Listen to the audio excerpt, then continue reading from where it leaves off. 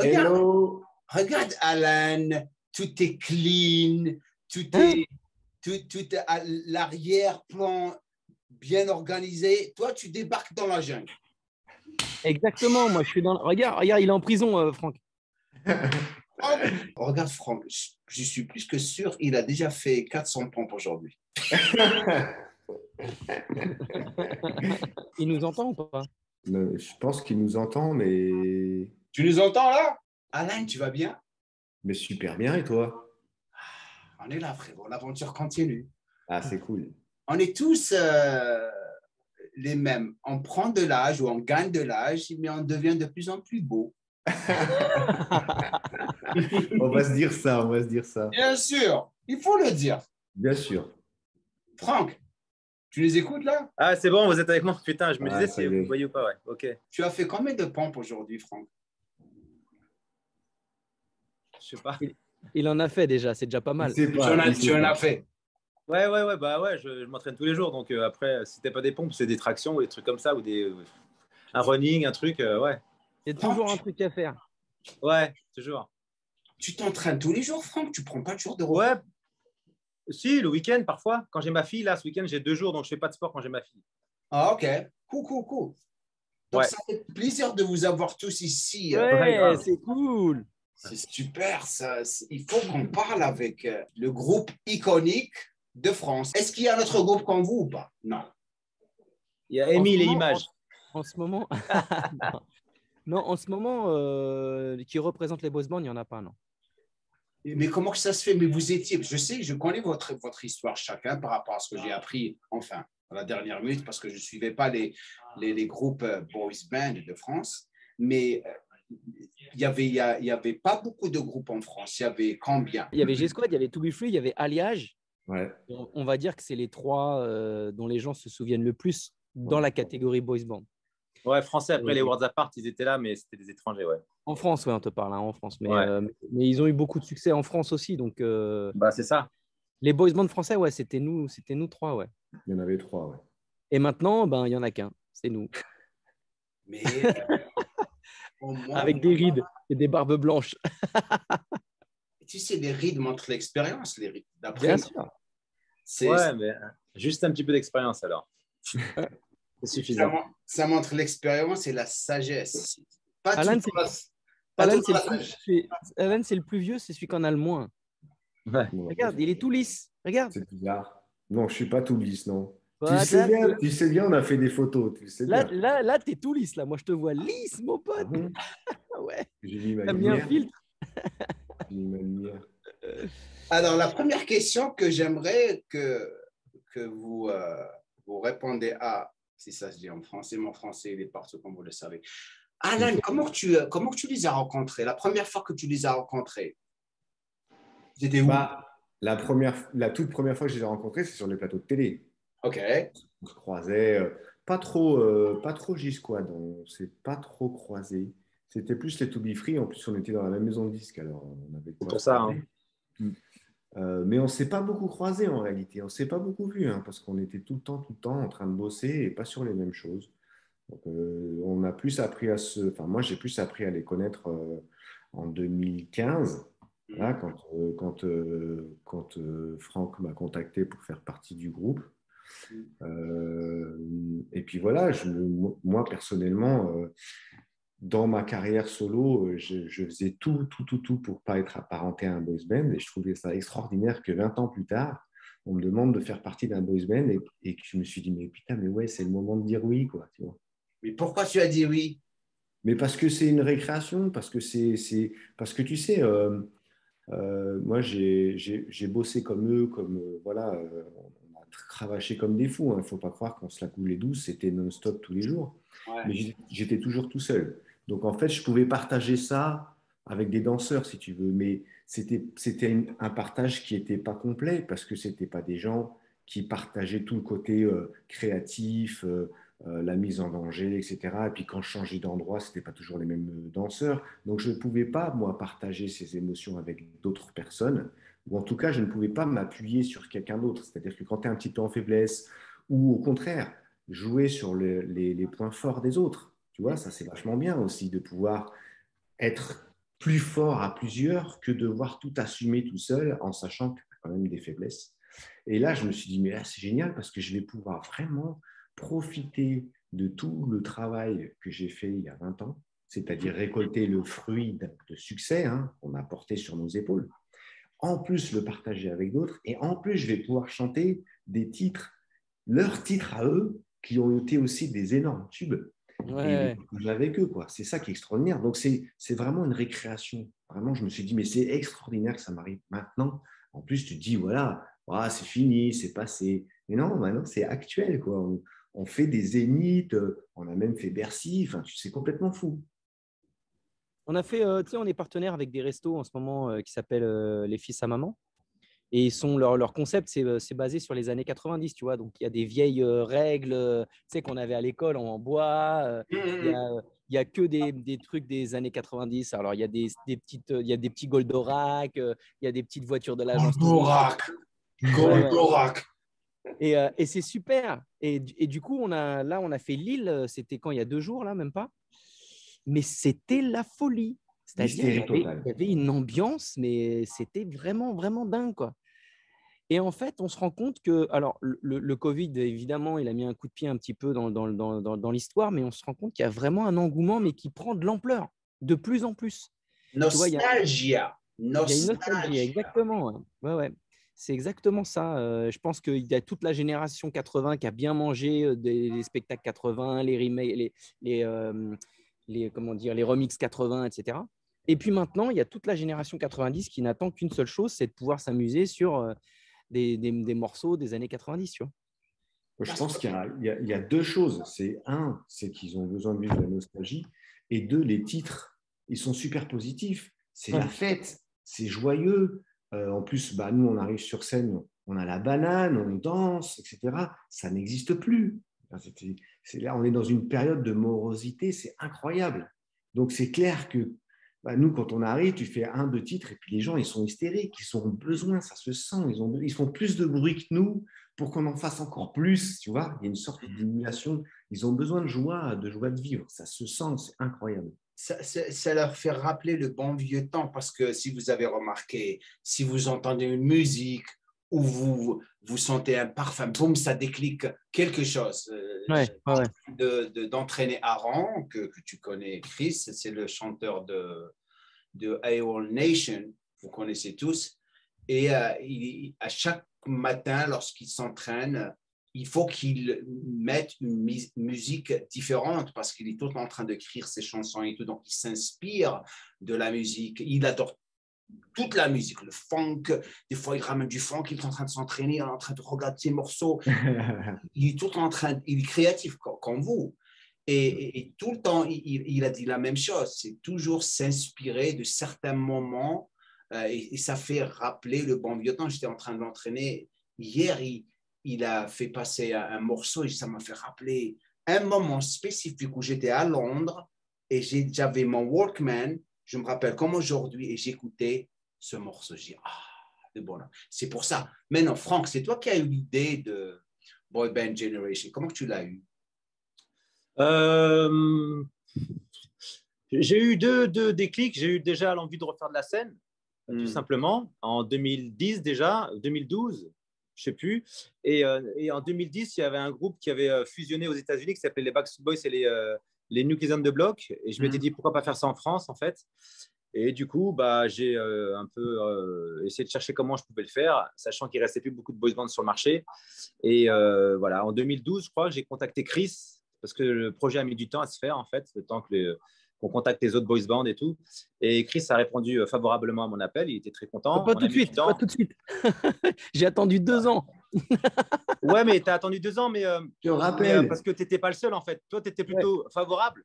Sauf qu'on attendait la suite. J'ai essayé de contacter d'autres groupes, d'autres membres d'autres groupes qui étaient mi-figue, mi-raisin. Ils ne savaient pas trop. Ça a pris du temps, en fait. Et pour final, finir sur Alan Théo. Et c'est mortel. En dernier recours. C'est très bien. C'est très bien. Donc, lorsque vous avez fait la première chanson ensemble, comment que c'était? Chris, dis-nous. La premier lancement du groupe. Non, mais le truc super marrant, c'est que nous, on s'est dit, donc c'était en 2015, on s'est dit, nous, on va arriver, on est 3 stars des années 90, mais tout le monde nous attend. C'est sûr, tu vois. Les gens, ils vont péter un câble. Ils vont se dire, mais qu'est-ce que c'est que ce bordel? 3 stars des années 90 qui vont arriver et nous, on va faire tous les plateaux télé et tout. Mon gars, on s'est vu. On a commencé à répéter dans ma cuisine, tu vois, à faire quelques trucs pour voir où on en était. Et donc, on a essayé de faire connaître le truc, mais personne ne savait qui on était. Personne, tout le monde se foutait de qui on était. C'est-à-dire que c'était le no man's land, quoi. Et ça nous a choqués. On s'est dit, ah, mais merde, en fait, en fait, tout le monde s'en fout complètement. Attends, je suis en réunion. Ouais, c'est ta maman. C'est ta maman. Ouais, c'est ma maman. Mais là où il a oublié une chose, c'est que c'est pas vrai ce qu'il dit. Regarde, c'est le même. Regarde. Hey, Hello, hombre. ¿Qué tal? Bien? Bonne nuit. Ah, l'amour, c'est beau. L'amour des parents, c'est beau. C'est que la première vidéo qu'on a faite, on l'a faite dans sa chambre. On l'a postée sur les réseaux. En fait, il y a deux trucs. Et là, on nous a appelés tout de suite. Sauf que nous, on n'avait pas capté que les gens, ils sont sur les réseaux. Tu vois? Ah, OK. Il nous a fallu un temps avant de commencer à comprendre que ça se passait sur les réseaux, premièrement. Et deuxièmement, on ne s'appelait pas To Be Free ou G-Squad, Théo. On s'appelait Génération Boys Band. Enfin, en tout cas, on a pris un nom comme ça. On a dit Génération Boys Band. Donc, les gens ne savent pas qui c'est. Non seulement on n'avait pas de communauté sur les réseaux, mais en plus, on communiquait sur un nom que les gens ne connaissaient pas. Donc, c'est sûr que c'était délicat à démarrer, mais avec le temps, on a fait on se serait appelé To Be Free ou G-Squad ou n'importe quel nom déjà connu, ça aurait été totalement différent. Mais on ne regrette pas au final parce que ça nous a demandé beaucoup de travail pour revenir. Tu vois, il n'y a pas si longtemps, j'ai fait TPMP People là, il y a quelques jours où je faisais partie de l'émission et c'était un record d'audience, tu vois. Donc, ça veut dire qu'il y a vraiment, vraiment, vraiment encore une demande sur les boys bands, l'histoire, qu'est-ce qui se passe, tu vois.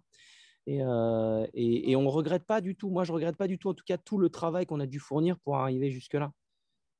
Et ça va continuer, hein, parce que là, moi, ce que j'ai remarqué avec même mon business, moi, le plus tu fais, le plus tu te retrouves à raffiner ta façon de faire les choses et le plus tu attires les gens. Parce que vous n'allez pas avoir la formule du jour au lendemain. Ouais. Spécialement maintenant avec ce que Alan avait dit, le média social et tout, parce que c'est une guerre. Je veux dire pourquoi. C'est une guerre. Pourquoi? Parce que les gens, leur attention, 6 secondes, même pas 6 secondes, c'est incroyable. Ils sont là, ils partent directement. Maintenant, ce que vous avez remarqué sur Insta, qu'est-ce qui se passe maintenant? Ah, tout le monde fait des vidéos de motivation. Ah, ça me fait péter les plombs maintenant. Tout le monde, mais il est en train de s'entraîner et avoir une personne qui est en train de parler la moitié. C'est la nouvelle moitié, vous avez remarqué. Non, je sais pas. Voilà, maintenant, c'est sur Insta, tout le monde, mais c'est devenu trop. Les gens, lorsqu'ils arrivent, lorsqu'ils commencent à regarder quelque chose, n'oubliez pas qu'ils sont en train de passer par 20 ou 30 vidéos en 30 secondes, spécialement les réels. Donc, pour le capter, il faut que ce soit différent. Il faut que ce soit différent, sauf si la personne fait quelque chose de vraiment très, très unique. Et là, les gens vont y aller. Ce qui est cool avec ce que vous faites, comme on a dit, c'est la nostalgie. C'est ce que les gens vont toujours venir. C'est ce qui se passe. Ouais. Vous m'entendez ou pas? Non, t'es figé. La vidéo, t'es figé, mais on t'entend. T'es figé. Ça y est, t'es revenu. Tu nous as donné le look de Zoolander. Vous vous rappelez du film Zoolander? Là, Zoolander. Il le fait encore, regarde. De Zoolander. donc Alain Dino, je t'ai jamais parlé au sujet de tes entraînements et tout. Donc, comment que je sais que tu t'entraînes un petit peu, mais comment que tu passes ta journée, toi? Moi, je m'entraîne pratiquement tous les jours. Je fais un jour de pause par semaine, voire deux, ça dépend. Ça dépend si je suis en déplacement, etc. Là, ça fait 2 ans. En fait, j'ai souvent des cycles. Des fois, je vais en salle. Je vais en salle pendant 1 an et demi, 2 ans. Et après, je travaille à la maison. Là, je suis dans un cycle où je travaille à la maison. Ça fait 2 ans et demi, là, que je travaille à la maison. J'ai un petit peu de matériel, mais sinon, je travaille beaucoup au poids du corps. Poids Et du corps. j'ai en fait mis en place un système d'entraînement où je fais à peu près 40 minutes par jour, mais Mhm. c'est des très longues répètes et lourdes, Et- très lourdes. Ce qui fait et- que ça me fait gagner, je suis fort en tonnage, mais ça me fait gagner du temps et je peux bosser. Voilà. Super. C'est incroyable comment que chacun a un style différent Ouais, ouais. Donc, bien sûr, Franck, on avait fait ton podcast et j'aimerais bien que tu leur dises comment que tu t'entraînes. Et après, on va passer, c'est Chris, et on va continuer à parler sur tout et rien. Comme ça, les gens ils vont vraiment apprécier encore plus ce podcast. Donc, Franck et la machine. Franck, vas-y. Alors moi, je viens des arts martiaux, donc je fais beaucoup de cardio, j'adore le cardio, donc beaucoup de marathons, j'ai fait des semi-marathons, des courtes distances, j'en fais toujours, entre 5 et 15 kilomètres. Je fais de la musculation en salle, voilà, et je fais street workout, beaucoup poids de corps aussi avec tout ce qui est matériel à l'extérieur, avec mes enfants. Et puis je fais aussi des entraînements de chorégraphie de cascade quand je peux avec des potes. Donc voilà, j'aime bien faire plusieurs activités en fait. Il est J'aime bien le breakdance, polyvalent. que j'en fais moins. Hein? Il est polyvalent. Il va partir, il est comme ça. Et il n'y a pas longtemps, il était chez Foukra. Je dis, qu'est-ce qu'il faut avec Foukra? Tu as fait une vidéo avec Enzo? Ouais, il m'a invité à faire une vidéo pour travailler le groupe musculaire, le dos. Je dis, Ouais. vas-y, avec plaisir. C'est quelqu'un qui a une bonne notion du coaching. Je dis, vas-y, avec plaisir. Ça m'a fait plaisir. Il m'a appris plein de choses. Ouais, c'était vraiment sympa.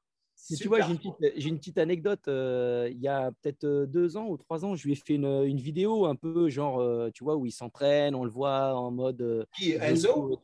Non, Franck. Franck. Ah oui, oui. Et donc, à un moment donné, je lui dis, parce que moi, quand j'étais plus jeune, j'étais considéré comme un mec qui courait vite, tu vois. Et je lui dis, bah vas-y, tu démarres et puis moi, je te suis, tu vois. Le mec démarre, mais j'ai pas compris la vitesse. J'ai pas capté. Moi, j'étais à fond. Ouais. J'ai cru que j'étais en train de marcher. Là, tu étais en place, même pas marcher. Ouais. Et lui, il me dit, c'est bon, tu veux que j'aille plus vite ou pas? Oh, putain. Je me suis dit, ah ouais, non, je suis plus du tout dans le coup là. Tu sais, Et grâce à cette vidéo, d'ailleurs, il m'avait fait un montage. J'avais été pris pour la pub Reebok en Angleterre. Vraiment sympa. Il fait du super boulot. Il fait du super boulot, Chris. Ouais. Super boulot, mais il est très, très créatif. Des fois, il est tellement créatif, il devient con. Incroyable la créativité. Je dis, mais comment tu es sorti? Des fois, il me le dit. Je ne sais pas. Ça arrive comme ça.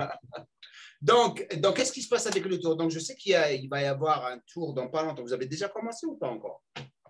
Non, en fait, là, en fait, tout ce qui s'est arrêté pendant le Covid est censé reprendre là fin d'année pour ne plus s'arrêter, puisqu'il y a beaucoup de demandes.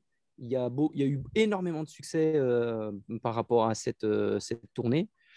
Donc ça, c'est la tournée la plus importante, mais qui n'est pas là spécialement. C'est plus une vitrine. Hein. Ce n'est pas avec ça qu'on va gagner vraiment notre vie. C'est plus sur tout ce qu'on fait autour. Et donc là, par exemple, cet été, on a beaucoup de dates avec Génération Boss Band dans différents endroits de la France, mais ce n'est pas réellement une tournée proprement dit avec une seule prod, tu vois. Mais tout reprend en réalité. On espère qu'il ne va pas y avoir de problème de variants, de trucs, d'obligations de passe vaccinal. C'est fini, tout ça est fini, c'est parti. Vraiment, espérons. Ils se sont fait leurs sous, les poches sont pleines. Les poches sont pleines. Ils vont revenir dans 3 ans, 4 ans. Ils vont vous dire, ah là, il y a un autre. Vous vous rappelez ce qui s'est passé il y a 3 ans? Allez, c'est pire, c'est pire. C'est pire. Maintenant, je vais poser une question. Qu'est-ce qui décide le succès d'une personne? Alan. Wow. Je pense une personnalité forte, je pense. Une personnalité avant tout, en fait. Quelque chose qui identifie la personne ou le groupe, ou voilà, quelque chose qui est vraiment particulier, à mon avis. Hein. Parce qu'à un certain niveau, je pense que c'est ce qui fait la différence. Parce qu'à un certain niveau, on a tous des super titres, on a tous des clips extraordinaires, on est tous bien sapés, bien machin, bien entourés, on fait tous les mêmes télés, Donc, s'il y en a qui sortent du lot, c'est qu'ils ont une personnalité particulière qui plaît aux gens. Après, c'est la magie c'est l'éther, hein, tu ne peux pas savoir en fait. Mais je ne vois pas ce qui pourrait déterminer le succès de quelqu'un, c'est la personnalité, je pense. Personnalité. Pour moi, c'est ça. C'est toi. Et Franck, d'après toi? Moi, je dirais qu'il y a du travail. Déjà, il faut amener une notion de travail. Il y a beaucoup de chance parce que c'est les rencontres en fait qui vont te faire que tu vas pouvoir exister. Il y a ton réseau qui est important parce que c'est ça en fait. C'est beaucoup. Enfin, en tout cas, j'estime que le succès, tu peux pas le faire tout seul. Il faut être entouré, donc il faut savoir se faire entourer. Donc le réseau, c'est important. Et après, c'est toi et ta chance, hein, beaucoup quand même, hein, franchement, hein, parce qu'il y a tellement d'artistes aujourd'hui, il y a tellement de bons chanteurs, il y a tellement de choix en fait, qui fait que pour sortir du lot, alors il faut arriver à un moment donné où tu vas amener quelque chose de différent, mais tout le monde essaie d'amener quelque chose de différent.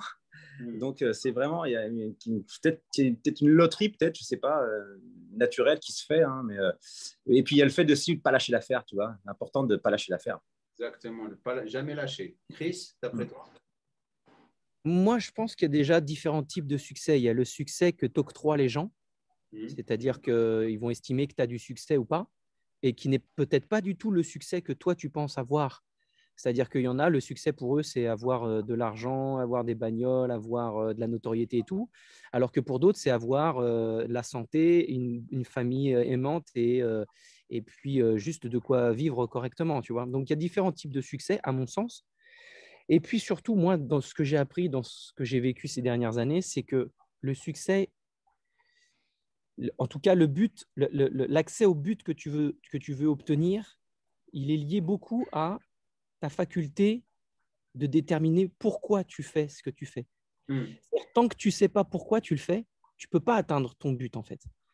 Il faut vraiment avoir la raison précise de pourquoi tu le fais. En réalité, quand tu as des gens, tu leur demandes, mais comment vous avez réussi à faire 3 doctorats la même année ou tel truc, c'est parce que les gens, ils vont te dire, parce que j'adore ce que je fais. Si tu n'adores pas ce que tu fais, avec les bons et les mauvais côtés, hein, parce que dans tout ce qu'on peut aimer sur la planète, ben, on vit dans un monde cartésien qui fait qu'on est obligé de s'occuper des papiers, qui c'est un truc rébarbatif, on est obligé d'acheter de la bouffe, et voilà, il y a tout un tas de choses qui sont inhérentes au fait de vivre tout simplement. Mais il faut trouver la raison précise pour laquelle, et c'est ça, je pense que c'est vraiment le sweet point, c'est ça comme ça qu'on dit, un sweet point. Sweet spot, c'est vraiment le point précis où les gens sont perdus, quoi. C'est-à-dire que tu en as plein qui disent, ouais, moi je veux avoir un body summer, mais pourquoi tu veux l'avoir? Pourquoi tu veux l'avoir cet été? Pourquoi tu as besoin du regard des gens? Pourquoi, tu vois? Et peut-être qu'en déterminant exactement la raison pour laquelle tu veux ça, déjà, tu vas peut-être te rendre compte que ce n'est pas exactement ce que tu veux. Donc, tes priorités, elles changent. Et tu peux commencer peut-être à te déporter plus sur les choses qui vont être quelque chose que tu adores pour obtenir ce que tu veux. Et ouais, je pense que c'est ça, là, le but précis. Définir son but précis.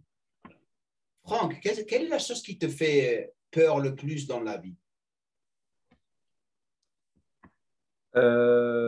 Franchement, bon, évidemment, la première chose, c'est l'état de santé de mes enfants. L'état de santé de mes enfants, c'est important, hein, la santé en général, je veux dire pour les gens que j'aime. Mais la vieillesse, ça me fait flipper.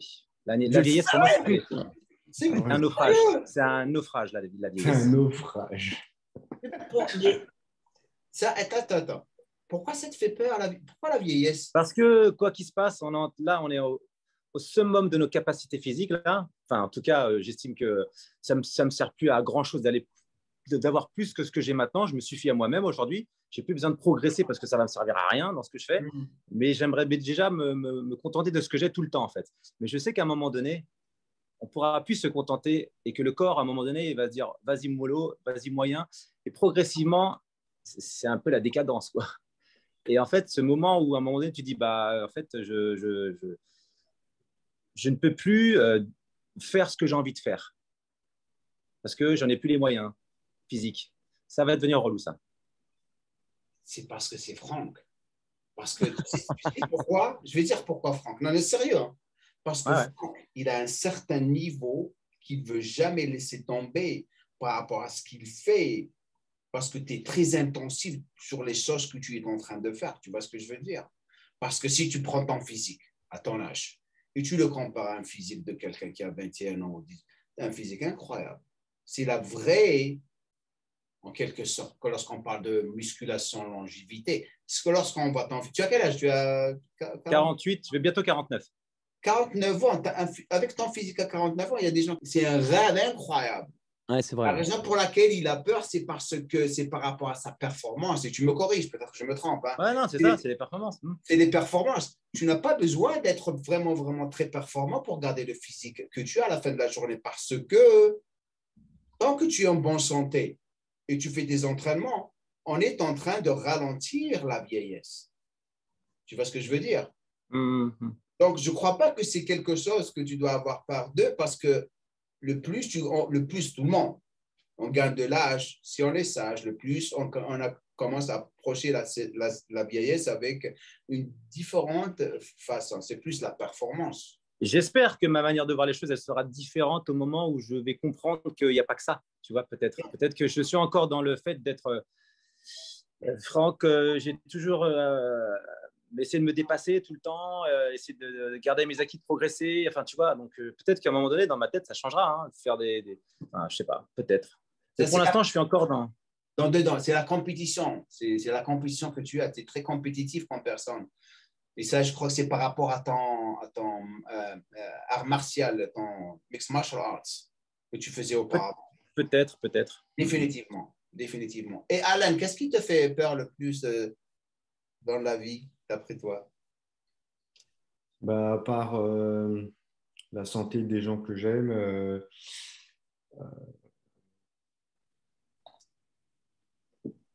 ne pas arriver à m'affranchir de mes peurs. C'est-à-dire qu'en définitive, je dirais que c'est une peur un peu, je ne suis plus trop là-dedans maintenant, mais je pense que ma plus grosse peur, ce serait ça, c'est-à-dire de m'apercevoir à 80 ans que je suis toujours dans mes mêmes peurs, dans mes mêmes craintes, dans mes mêmes angoisses, et que je ne suis pas arrivé à passer le pas. Ça m'étonnerait beaucoup que ça m'arrive. Mais c'est très récent, ce que je te dis là, c'est très récent, cette sensation que j'ai, que ça m'arrivera plus. C'est nouveau? Wow. Ouais, c'est nouveau. J'ai fait un gros travail. Merci le confinement. Ça, j'ai transformé mon esprit en fait. Enfin, en tout cas, je suis dans un processus un petit peu plus je vieillis et mieux je me sens. Voilà, en fait. Super. Et Chris? Ouais, écoute, c'est un peu ça se rapproche un peu de ça. Je dirais que, tu sais, j'ai une espèce de truc dans la vie. Dès que j'ai peur de faire quelque chose, je pense toujours au moment où, parce que moi j'ai un très bon rapport avec la mort et l'histoire de la mort en général. J'ai lu beaucoup là-dessus et j'ai lu beaucoup de témoignages de gens des témoignages qui ont été écrits par des accompagnateurs de fin de vie, tu sais, dans les gériatries et tout ça. Les endroits où les vieux ils meurent dans les baraques, tu sais.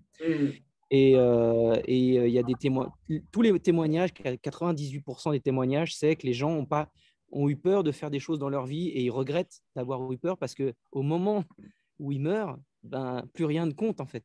Tu vois, les moments qui leur ont fait peur n'ont plus aucun intérêt.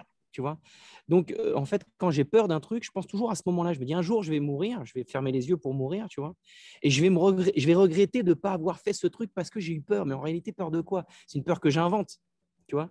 Il n'y a pas à avoir peur. La seule peur réelle, c'est les peurs primales, tu sais, les peurs de danger imminent. Mais toutes les autres peurs qui font partie de la vie, c'est des peurs qu'on invente puisqu'elles n'existent pas encore. Elles sont dans un futur inventé, tu vois. Et moi, je n'ai pas envie de mourir en me disant j'ai eu peur de faire ça ou j'ai eu peur de faire ça. J'ai toujours, et c'est ce qui a fait que j'ai fait mon premier casting pour entrer dans un boys band et tout, c'est que j'ai toujours voulu avoir une vie extraordinaire, en fait, différente des autres. Tu vois? Et ça reste quelque chose de très, très normal, malgré que tu es en train de parler de ça. Mais des fois, lorsque tu te retrouves, c'est un cercle vicieux. C'est la raison pour laquelle j'ai posé cette question, c'est parce que même moi, avec le temps, ce que j'ai remarqué, des fois, j'avais peur, tu sais, peur de l'échec, peur de ne pas arriver à faire ça, peur. Et Et à un moment donné, j'ai une très grande gifle. Lorsque j'avais accepté que la peur faisait partie de mon processus d'évolution, j'ai plus peur. La seule peur que j'ai, c'est la perte de ma fille ou ma femme. C'est bien la sûr. seule. C'est lorsque l'amour de tes proches, ma mère et mon père commencent à vieillir, éventuellement, ils vont mourir, ou peut-être je vais mourir avant eux, je ne sais pas, parce que tu ne sais pas quand tu vas mourir. Je me rappelle un copain à moi, il me parlait de sa sœur, je crois qu'elle avait peur de perdre sa maman, et elle disait, oh, comme quoi je vais être vraiment, vraiment triste lorsque on perd sa mère, on va perdre ma maman, devine quoi, une semaine ou 2 semaines après. Elle est morte avant sa maman. Je trouve que la peur, lorsqu'on commence à l'accepter comme quelque chose qui fait partie du processus d'évolution. Le truc que je comprends de plus en plus, c'est qu'il y a vraiment un curseur à savoir mettre au bon endroit entre je suis heureux de ce que j'ai, je suis heureux dans ma vie, mais je ne suis toujours pas satisfait. C'est-à-dire, on a le droit, c'est pas on est malheureux ou on est heureux. On peut très bien être on peut très bien ne pas être satisfait de ce qu'on a en termes de santé financière, en termes de biens, en termes de plein de choses qui nous font du bien, et en même temps être heureux de ce qu'on a, tu vois. Et c'est vrai que c'est pas blanc ou noir, tu vois. Il y a vraiment un tout petit endroit où tu peux te mettre là quand tu as atteint une certaine quiétude. C'est effectivement, ben voilà, je suis en bonne santé. Alors, on a tous des petits problèmes de santé, tu vois, mais je veux dire, j'ai toujours mes 2 bras, mes 2 jambes, je suis pas aveugle, je suis pas muet, je suis pas sourd. Donc, je suis potentiellement en bonne santé. Je suis dans une situation de vie qui me fait du bien, mais je m'autorise à vouloir plus, tu vois. Et c'est pas évident de trouver ce bon endroit. Ça vient avec le temps et devenir de plus en plus conscient des choses qui sont autour de nous. Comme j'ai toujours dit, la plupart de nous sont inconscients. On ne sait pas, on est tous perdus, spécialement maintenant avec le média social. C'est devenu de plus en plus pire. Les gens sont devenus aveugles. Maintenant, si on veut changer un petit peu de sujet, c'est fou. Hein. Qu'est-ce qui vous fait plaisir le plus? Alain, vas-y. La chose qui te fait le plus plaisir. Justement, quand j'arrive à me rendre compte du bonheur. Quand j'arrive à me rendre compte à cet instant-là, c'est un instant magique. Tu vois, quand tu es dans les bras de ta chérie et que tu arrives à vivre vraiment cet instant, sans télé, sans rien, quoi, quel que soit l'endroit où tu es, là, c'est ce qui me fait le plus. D'être capable de m'en rendre compte. Parce que je pense que dans ma vie, il y a beaucoup d'instants très forts que j'ai pu vivre sans vraiment les vivre. Le moment. Le moment. Voilà. Franck,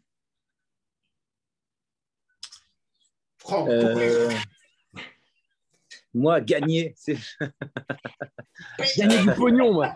C'est gagner du pognon, moi. Hein, Francky?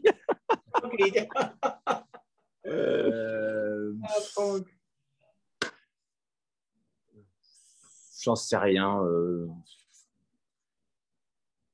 Après, c'est vague. Hein. Atteindre mes objectifs. Écoute, on se fixe toujours un peu des objectifs. On essaie de les atteindre. Alors, après, je suis aussi heureux quand mon fils, par exemple, il rentre en 3e, il passe en 4e année dans ce qu'il fait dans les études. C'est rien. La fin du Covid, j'étais heureux, tu vois. De reprendre les activités.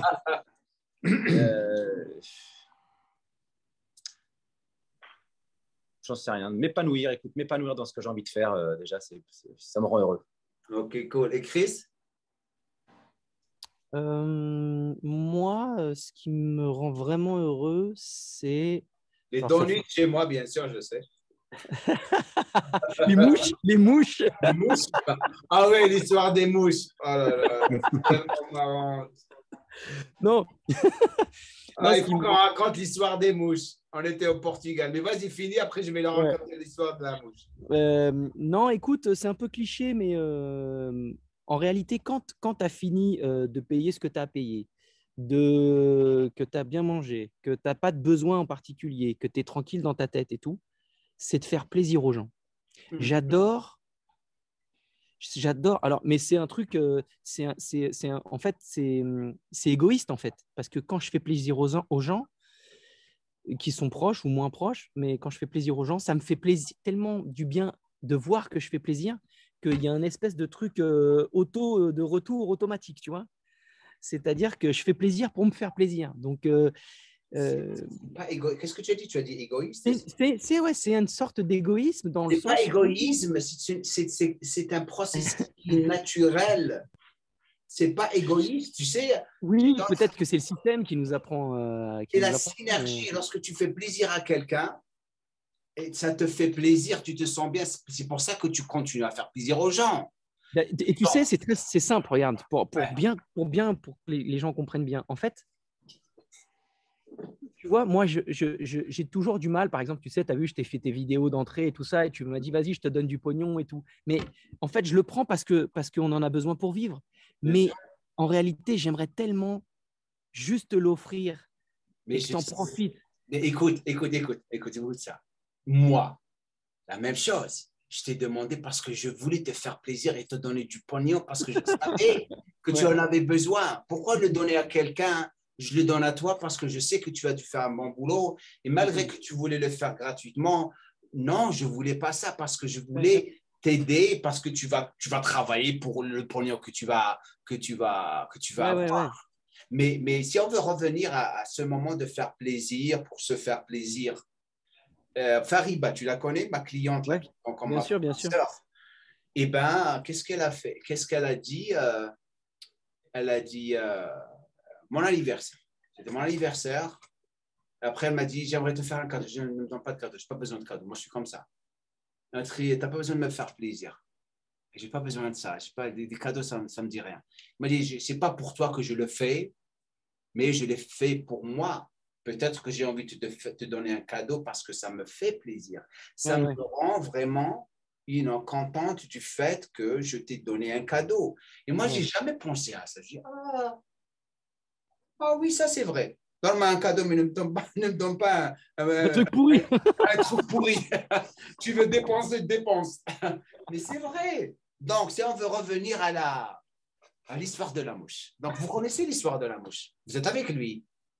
Non? Ouais, les histoires avec les trucs, les mouches qui se posent là, sur lui. Ouais, ils connaissent mon rapport avec. Mais attention. Ouais, ils adorent les mouches. Mais moi, je vais leur dire ce qui s'est passé. On était au Portugal. Je me rappelle. On se connaissait pas. On se connaissait, mais. Non, je ne connaissais pas. Pas trop, mais je ne savais pas. On est parti voir Prozis et on part à un restaurant. Et à un moment donné, on commande et on est sur la table. Il est comme ça. Et tout d'un coup, il y a une mouche qui débarque sur sa main. Il fait ça. Non, sur ton bras, à toi. Mon bras. Et après, qu'est-ce que tu as commencé à dire? Non, mais j'ai regardé la mouche et puis, tu sais, quand tu connais pas un mec, donc lui, il me regarde et puis je fais oh, la mouche. Il fait oh, la mouche.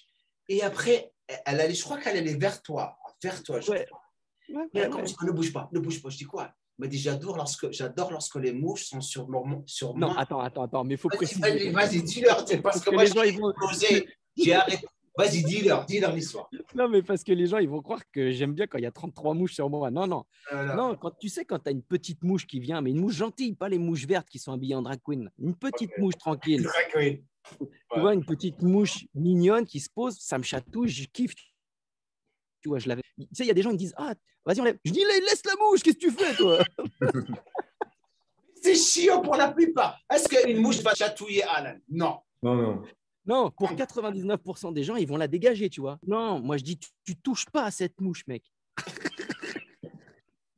Laisse-la galoper tranquille. Mais tu sais que c'est grave parce que je peux rester keblo à une table comme ça pendant des heures. Je sais, mais je me suis préparé comme pas possible. J'ai dit, t'as intérêt à aller en Algérie. On ne se connaissait pas bien encore. Il était couché sur la banquette tellement il rigolait. Il dit, j'ai arrêté avec les larmes aux yeux. Le mec qui adore des mouches sur lui en train de le chatouiller. C'est vrai que c'est pas commun. Ouais. C'est pas vraiment commun. Hein. Ah putain, mais il n'y en a plus des mouches. Elles sont parties, putain. Donc maintenant que vous avez les nouveaux concerts qui vont commencer. C'est quoi le plan maintenant? Qu'est-ce que vous voulez vraiment faire? Chris, c'est quoi votre but? Vas-y. Bah, là, mon but, il est plutôt clair. Hein. Chris, il Là, faut qu'il soit prêt pour le 22 décembre. Exactement. On va parler de ça dans pas longtemps. J'arrive avec ça. Okay, non, mais c'est ça. C'est que là, j'ai une deadline, ce qui est le 22 décembre, mais même avant, parce que ça veut dire que si tu veux être prêt pour le 22, tu n'es pas prêt. Donc, il faut que je sois prêt avant, physiquement, et que je sois mieux que… Déjà, aussi bien, ça serait bien, mais il faut que je sois mieux physiquement qu'il y a 2 ans. Et c'est dur. Je sens vraiment une différence. Je sens vraiment une différence avec il y a 2 ans. Je la sens dans mon corps. Je sais pas si c'est ces 2 années-là de stress et de trucs ici en France. De doute aussi. Non, c'est pas le doute aussi qui fait que peut-être tu as du mal à ce que la date elle soit confirmée ou pas. Du coup, ça te met un petit peu en… Alors ouais, ça c'est chiant. Ça c'est chiant. Parce que c'est vrai qu'il y a 2 ans, c'était un truc qui était sûr, signé, on avait tous les avances, les trucs. Et puis j'avais pas le choix, comme j'ai pas le choix là, hein, de toute façon. Mais je sens que c'est plus dur. Je sens que c'est plus dur parce que… C'est pas dur. si, je te dis que c'est dur. Non, mais ça ne veut pas dire que je ne vais pas y arriver. Mais je dis simplement que… Fini, je vais te dire pourquoi tu es dans cette situation. Je sais tellement que ça a été difficile la première fois, que c'est ça qui me fait…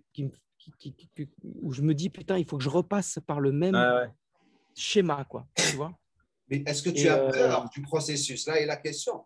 Non, j'ai pas peur du processus. J'ai pas peur du processus. C'est que je sens physiquement que j'ai pas la même force. J'ai pas la même… Non, mais je le sens, Jamo. Et dans ta tête, sérieusement, je vais te dire pourquoi tu vas être d'accord avec moi. Parce que physiquement, tu es vraiment passé par tellement de sacrifices pour arriver à la shape que tu avais. Après, tu avais le fil comme ça, et tout d'un coup, il est parti.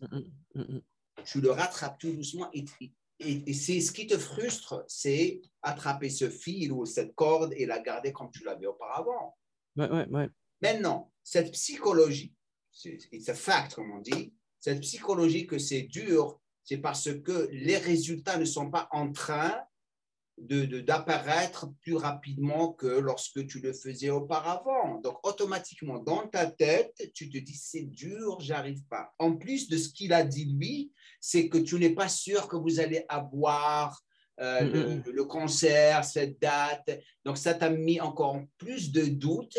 Tu es en train de prendre comme excuse, à l'intérieur ici, le concert pour ne pas vraiment faire le travail. Donc, ça, c'est des excuses dans ta tête. Hein.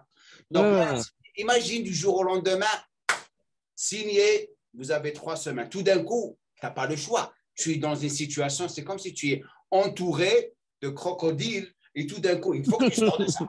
C'est la même chose. C'est un peu ça, hein, parce que là, on a les dates, on a eu un mail de certification et ça y est, c'est réglé. Hein. Mais on l'a eu récemment. C'est vrai, mais il n'y a pas autant de… C'est pas autant… Comment c'est pas autant marqué dans la pierre. L'urgence, il n'y a pas d'enjeu. On n'est plus dans l'excitation, tu vois. Oh putain, on va faire des zéniths, on va faire… Donc c'est genre, on va le faire, mais peut-être qu'il va y avoir un truc, peut-être qu'on ne va pas le faire. Je sais pas, il y a des mauvaises vibes. Ça vient, mais je sais pourquoi. C'est parce que ça vient du fait qu'on nous a fait le coup sur 2 ans d'affilée. Sur 2 ans d'affilée, on nous a dit que ça redémarrait et ça n'a pas redémarré, tu vois. Donc, du coup, tu te dis, OK, alors ça représente tellement de difficultés, en tout cas pour moi, je parle, hein, mais ça représente tellement de sacrifices et de difficultés que tu te dis, putain, mais alors, ça ne veut pas dire que ça va mener nulle part parce qu'on a d'autres projets, tu vois, qui sont liés au physique que je veux obtenir. Mais en tout cas, oui, pour cette date de tournée qui est quand même un truc exceptionnel. Hein. Moi, j'ai vécu un truc là avec les garçons, c'était la folie, quoi. C'était la folie. C'est-à-dire, toi, tu m'as connu dans mon intimité de vouloir absolument enlever ce t-shirt devant des milliers de gens, tu vois. Et ce que j'ai réussi à faire. Et bien, tu vois. Mais c'est vrai que là, il y a une espèce de truc un peu, même si on a la certitude de le faire là, c'est une fausse certitude, tu vois. Il y a un espèce de truc bizarre. C'est pour ça.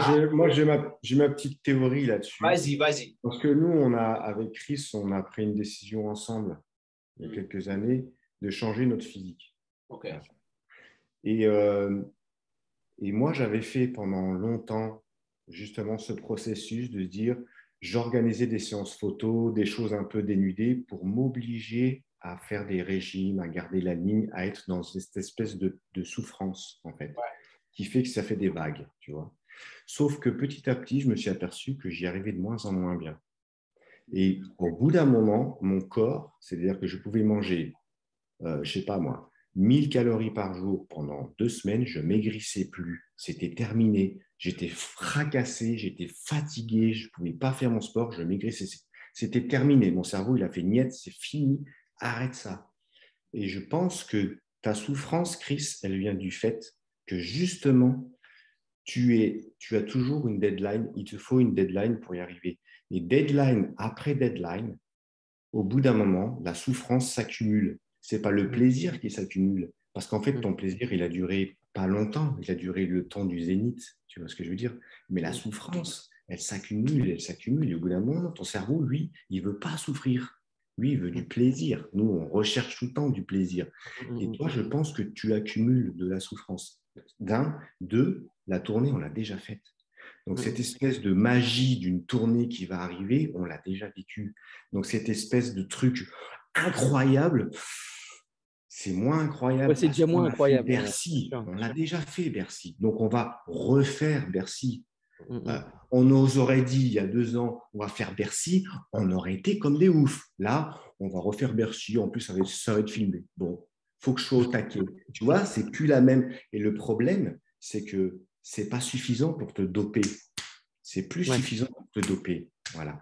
Et en fait, c'est pas, pour moi, hein, c'est pas que tu n'aies pas la capacité de le faire, parce que quand tu te mets dans quelque chose, ton cerveau, et c'est lui qui commande, hein, il te fait. Tu vois bien comme tu es capable de travailler comme un ouf. Sauf que c'est l'accumulation de souffrance qui ne va pas. C'est les deadlines qui ne vont pas, en fait. C'est pour moi, hein, après, parce que je m'appuie sur moi aussi, tu vois, c'est ton éducation, en fait, qui ne va pas.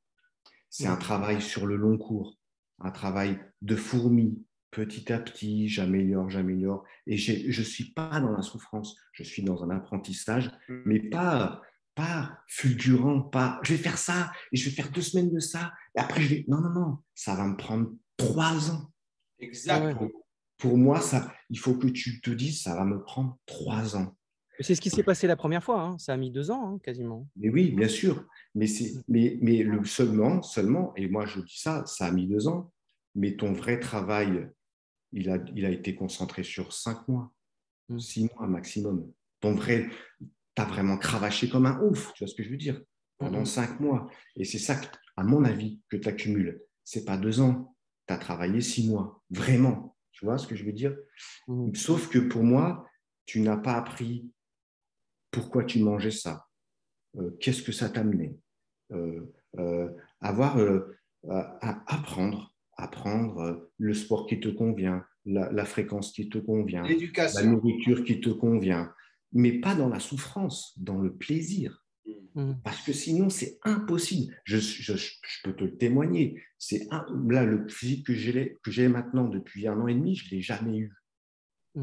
Je l'ai eu au prix de souffrances horribles et ça a duré 2 semaines. Là, ça fait 1 an et demi. On a fait une séance photo ensemble. Je n'ai pas fait de régime. Je suis arrivé à la séance photo comme je suis depuis 1 an et demi parce que je ne suis plus dans la souffrance. Et je me suis empêché, mon Dieu, je me suis empêché de faire un régime pour faire cette séance parce que je sais que si je fais un régime, 2 semaines après, mon cerveau me fait « j'ai faim ». Et c'est cramé. Je sais que je vais manger. C'est ça qui est très difficile à comprendre. Moi, j'ai mis beaucoup de temps, tu as vu, hein, je passais par plein d'étapes, changer ma diète, changer mon machin. Après, j'ai eu la chance d'être avec ma chérie qui s'occupe de ma diète et qui est vraiment très douée là-dessus. Mais c'est vraiment un truc sur le long terme et je peux t'assurer quel plaisir. Tu te lèves le matin, tu te regardes dans la glace, tu ne fais pas de régime, tu as une tablette de chocolat, tu as des pecs, je fais putain de merde, quoi. Et des fois, je me réveille le matin et je me dis, ça se trouve, c'est parti. Mais non, ça, c'était avant. Ça, c'était avant. Maintenant, ça part plus, c'est terminé. Quand je vois un croissant, je me dis, je vais pas manger un croissant parce que ça ne me sert à rien.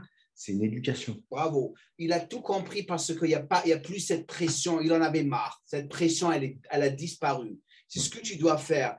Relax, shut the fuck up, focus and relax parce que tu te mets trop de pression sur toi. Et lorsque tu as trop de pression, tu commences à dire, j'arrive pas, je crois pas. Et tout d'un coup, imagine, Zénith, dans 3 semaines, 3 mois, tout d'un coup, et tu vas le faire parce que tu t'es mis dans la situation de pouvoir le faire. Tu arrives à le faire, tu perds tout. Après, c'est relax, man. Ouais. Si on a tous ces physiques, et tu as vu comment je suis. Je mange toujours bien. Lorsque j'ai envie de manger des donuts, je les mange. Lorsque j'ai envie de manger du chocolat, je le mange. Parce qu'il y avait cette façon d'approcher tout. Ce n'est pas 100 km à l'heure ou 20 km à l'heure. Il faut la moyenne. 50, 60, et puis là, tu cours smooth, man, you cruising. Pas tout le monde est comme lui, en bas, le Franck, là. Lui, parce qu'il est habitué à ce style, c'est pour ça qu'il est très, très compétitif. Pour lui, c'est normal. Moi, je ne peux pas courir avec lui ou faire des trucs comme lui, parce que je sais, c'est un animal lorsqu'il court. Ça, je peux m'entraîner avec lui, mais je suis plus que sûr que dans d'autres situations, je ne pourrais pas faire ça, parce qu'il est comme ça. Pour lui, c'est naturel. La première fois, c'est ce qui m'a donné les résultats. Donc, même s'il y a eu de la souffrance, je veux dire, le fait d'avoir cette deadline m'a aidé à faire le protocole que tu m'as demandé de faire. Tu vois, c'est-à-dire, quand j'étais chez toi là-bas, le fait, c'était pas facile. Hein, je veux dire, c'était de la souffrance. Je veux dire, cardio, je marchais 5 bornes le matin. Je faisais mon cardio ou pas. Après, je prenais à jeun, on faisait les abdos. Et après, je m'entraînais, je refaisais un cardio le soir. Enfin, tu vois, physiquement, c'était dur. Je veux dire, quand je restais un peu plus d'une semaine, j'étais rincé à la fin, tu vois. Mais c'est ça aussi. Physiquement, le changement quand tu es parti là-bas, les premières photos que tu as envoyées quand tu es parti chez Jamo, j'étais comme un ouf, moi. Et par contre, c'était de la souffrance physique. Mais comme tu dis, j'ai eu les résultats parce que j'avais que ça à penser. Et j'avais pas d'autres stress. Ton state of mind, ton état d'esprit avait changé. Ce n'était pas « oh, c'est dur, oh, c'est ça, oh, c'est ça ». Regarde ce qu'Alain avait dit. À un moment donné, je ne pouvais plus perdre du gras. Mon corps, il avait complètement shut down. Mon cerveau, c'est complètement… Je ne pouvais plus parce qu'il y avait la pression. Tu ne peux plus enlever de calories. Le corps, qu'est-ce qu'il va dire? « Shit, moi, je vais retenir ce gras. » Parce qu'il n'est pas relax. Et tout d'un coup, tu relaxes, tu commences à manger bien, il est en train de manger bien, il commence à brûler. C'est ça le plus dur. C'est moi, quand je viens de voir là-bas aux États-Unis, j'ai rien d'autre à faire. Je veux dire, on rigole, on peut même manger du beurre de cacahuète, on travaille et puis on s'entraîne. Et là, évidemment, tu perds. J'ai perdu presque 5 kilos de gras, vraiment de poids, de gras. En même pas 15 jours. Donc, c'était super. C'est vrai que ici, avec ce qui s'est passé avec le Covid et tout, je pense que je n'ai pas une morphologie aussi qui m'aide à avoir des résultats rapides. Je le vois avec ma nana. Hein. Je veux dire, tu la connais très bien. Elle arrête de manger du beurre de cacahuète. C'est comme si elle faisait une sèche pour une compète, tu vois. Elle, c'est un spécimen. Qu'est-ce qu'elle faisait avant de faire la muscu? Qu'est-ce qu'elle faisait? Elle courait. Elle courait à mort. Elle courait à mort. Donc, son métabolisme, c'est un métabolisme qui est très, très rapide. Si elle mange moins, elle sèche comme pas possible. Elle a aussi construit tellement de masse musculaire par rapport à quoi? Par rapport à son état d'esprit. C'est une fille qui est comme Franck, elle. Elle bonde lorsqu'elle a 5 disques de chaque côté au hip thrust. Lorsqu'elle se lourd, elle est comme un merde. Tu sais, on dirait qu'elle est… C'est ça, Laetitia, pour toi. C'est ce qui la rend la personne qu'elle est. C'est pour ça qu'elle a les résultats qu'elle est. C'est par rapport à son état d'esprit. Ouais. Rien ne l'arrête. Elle se force pas, elle, tu vois, parce qu'elle n'a pas de deadline en particulier, tu vois. C'est vraiment dans son ADN, tu vois. Exactement, ça fait partie du processus. C'est ce que tu dois comprendre et appliquer sur ta façon d'approcher la musculation et le physique que tu veux avoir. C'est-à-dire, relax, man. Relax. Maintenant, cancer ou pas cancer à la fin de l'année. La façon, moi, personnellement, si j'étais là, est-ce que je vais apprendre ça? Moi, je vais recommander, arrêter d'être, je sais que ce n'est pas facile de le faire, d'arrêter d'être négatif, c'est mon corps, c'est ça, trouver toutes ces excuses qui sont dans ta tête et commencer à te préparer comme si il va y avoir le cancer ou il ne va pas y avoir le cancer. Donc, dans toutes les deux situations, tu vas avoir le corps que tu es en train de chercher. Au lieu de dire, ah, peut-être, je ne suis pas sûr que le cancer et tout. Et je sais que tu es motivé.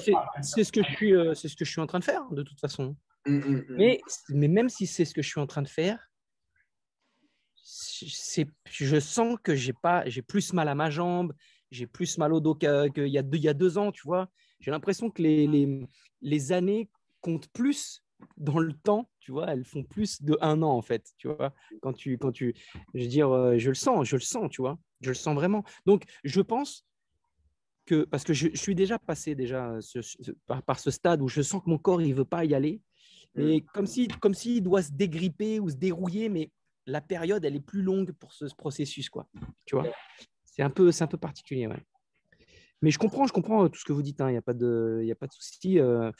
Moi, j'aime bien bosser sous la pression. Alors après, j'en paye le prix, mais j'ai toujours été comme ça. J'ai toujours été comme ça.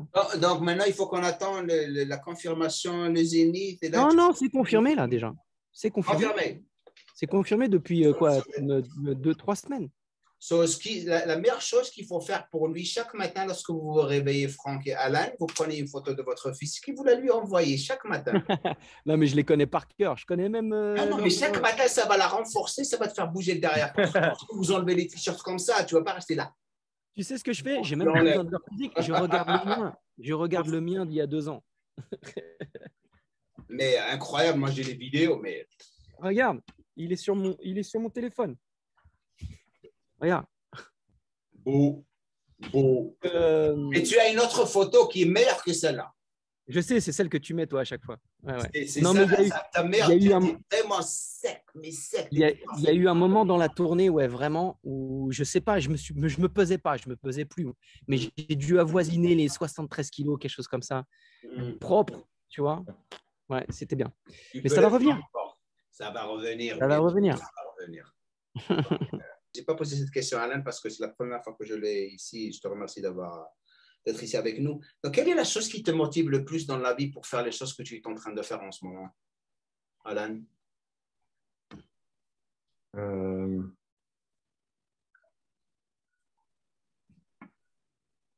En fait, je ne pense pas que ça se joue sur la motivation.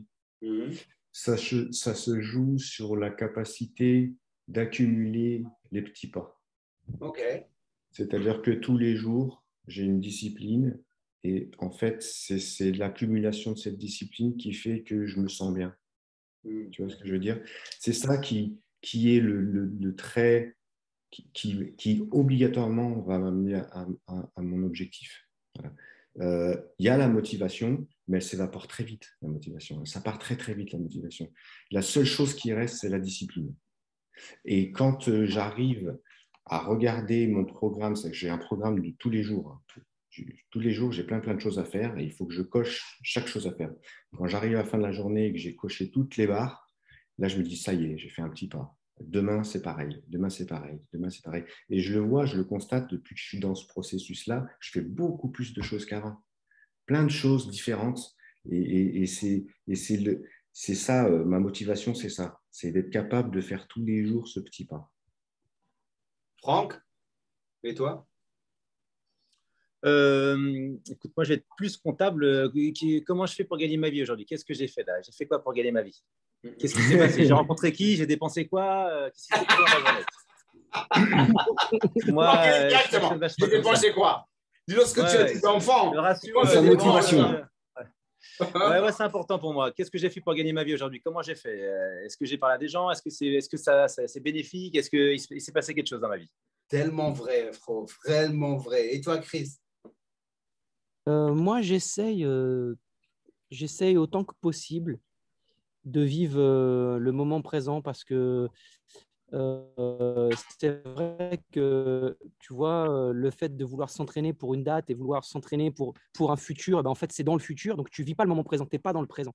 Et vivre dans le passé parce que tu as eu un corps que tu n'as plus maintenant à cause, entre guillemets, du Covid, ben, c'est vivre dans le passé. Et ça, ce n'est pas bien. Tu vois, parce que du coup, tu ne profites pas du temps présent. Heureusement, là, depuis très peu, dans ma vie de famille, il y a un petit animal qui est arrivé, une petite chienne que j'ai depuis peu. Et c'est un amour. Et en fait, elle me fait vraiment vivre dans le moment présent, cette petite chienne, tu vois, parce qu'elle enlève tout le stress de mon cerveau. Tu vois, quand tu joues avec un animal qui est plein d'innocence et plein d'amour et plein de rien d'autre, tu vois, que ça, en fait, ça t'aide vachement à vivre les moments présents et à te sentir bien. Et en fait, quand tu te sens bien, tu peux vraiment planifier des choses à ce moment-là, tu vois, et pas l'inverse. Planifier des choses qui te font potentiellement peur pour mal vivre ton présent, tu vois. Donc, en ce moment, c'est ça. C'est-à-dire que j'essaie de vivre vraiment le moment présent pour mieux établir un petit peu sur des bases solides ce que je vais être dans 10 ans, tu vois. Le problème de la motivation, c'est la motivation elle-même. J'ai compris ça avec le temps. Il y a des personnes qui me demandent tout le temps, Jamo, comment je peux être motivé? Jamo, motive-moi. Je dirais, je pourrais faire toutes les vidéos de motivation. La motivation, ce n'est pas la solution à ton problème. C'est elle-même le problème. Parce que les gens se basent sur, il faut que tu me dises quelque chose et que tu me parles de quelque chose pour être motivé. C'est l'action. Les gens, ils ont besoin d'action, pas de motivation. Si tu veux être motivé, il faut que tu bouges. N'attends pas que, en quelque sorte, si on pense vraiment, la motivation, ça n'existe pas. C'est les actions qui vont te permettre de faire les choses et être motivé. C'est exactement ça. Arriver à faire les choses. Ce n'est pas la motivation elle-même, pardon, elle est mal comprise. C'est vrai, c'est vrai. Non, mais tu as complètement raison, c'est ça. Moi, quand je me suis sorti de ma pseudo-dépression pendant le Covid, là, c'est quand j'ai recommencé à faire des choses. C'est-à-dire, le fait de faire des choses me mettait dans un mood que je connaissais au moment où j'étais motivé et ça me remettait un mécanisme. Exactement. Mais c'est ça que je suis capable de faire ça. Et ce truc-là m'a emmené à ce que j'ai pu vivre avant, qui était super.